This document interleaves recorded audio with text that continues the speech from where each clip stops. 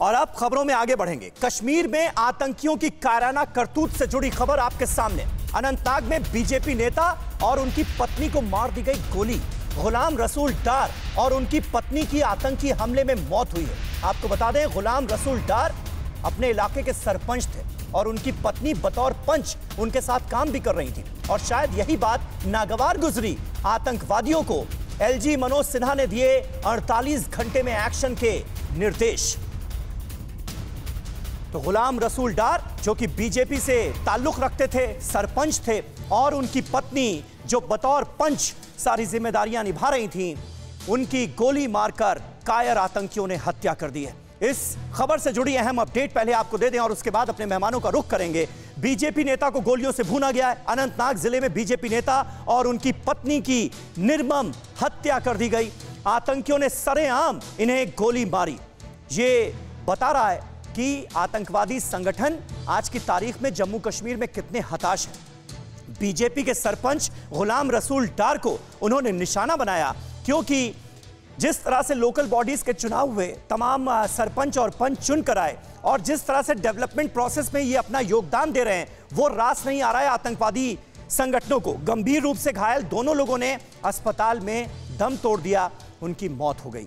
लाल चौक इलाके में इस वारदात को अंजाम दिया गया है और 15 अगस्त से पहले एक बार फिर माहौल खराब करने की कोशिश आतंकी संगठनों की तरफ से की गई। सीसीटीवी फुटेज के आधार पर मामले की जांच जारी है।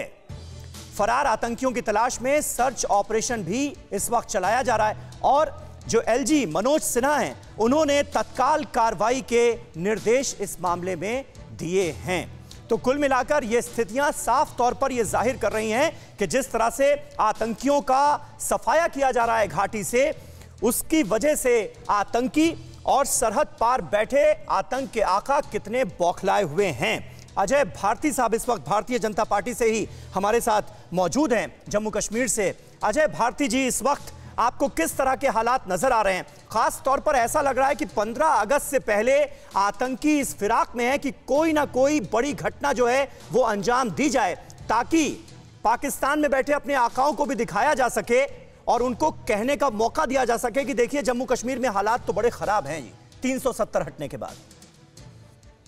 जी, 15 अगस्त का तो है ही, लेकिन इसके साथ ही आप बाकी भी जो इसके साथ जुड़े मसले हैं आप देख सकते हैं कि इसी लाल चौक में, जिसकी आप अभी अनंतनाग के लाल चौक की जिक्र करते थे, अभी 5 अगस्त को वहां पर भारतीय जनता पार्टी के नेतृत्व में तिरंगे झंडे को शान से लहराया गया, भारत माता की जय के नारे लगे। एक बहुत बड़ी आवाम की एक तादाद वहाँ पर थी जो इसमें जुड़े हुए हैं। इसलिए सिर्फ पाकिस्तान ही बौखलाया हुआ नहीं है, उनके जो यहाँ पर उनके जो यहाँ एजेंट्स यहाँ पर बैठे हुए, उनके जो सपोर्टर्स यहाँ पर बैठे हैं, उनकी भी फ्रस्ट्रेशन सामने सामने दिख रही है। लेकिन उन सबको ध्यान में रखना होगा कि भारतीय जनता पार्टी 1953 से ही देश के लिए बलिदान देने वाली पार्टी है, चाहे वो डॉक्टर श्यामा प्रसाद मुखर्जी हो 1999 में भी, स्वर्गीय टिकलाल टिपलू जी हो, और उसके बाद पिछले 2 साल में ही लगभग 20 के लोग हमारे शहीद हुए हैं। और ये इरेस्पेक्टिव ऑफ रिलीजन, कलर, का स्पीड, इस तरह से सारे तबकों से रखने वाले लोग, ताल्लुक रखने वाले लोगों का बलिदान हुआ है। इसका ये मतलब है कि भारतीय जनता पार्टी की ताकत कितनी फैली हुई वो हमने 5 अगस्त को देखा, जब कश्मीर के एक सिरे से लेकर दूसरे सिरे तक तिरंगे यात्राएं निकल गई और भारतीय जनता पार्टी और भारत माता की जय के नारे लगे। तो फ्रस्ट्रेशन है, उन सारे फ्रस्ट्रेशन है।